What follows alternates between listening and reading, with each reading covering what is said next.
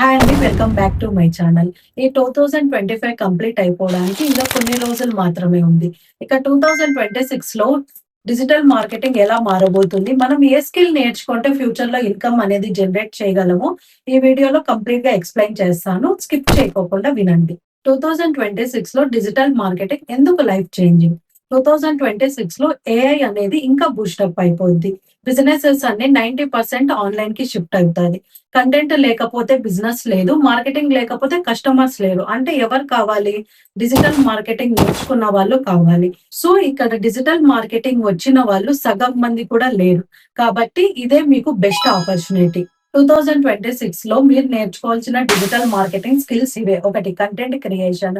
Reels, YouTube videos, shorts create చేసే వాళ్ళకే massive result.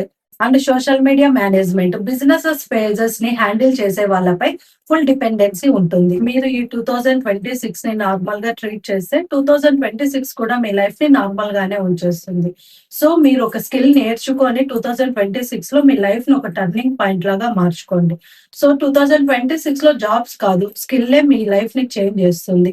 And so, మీ ఫ్యూచర్‌ని మీరే రాసుకోండి.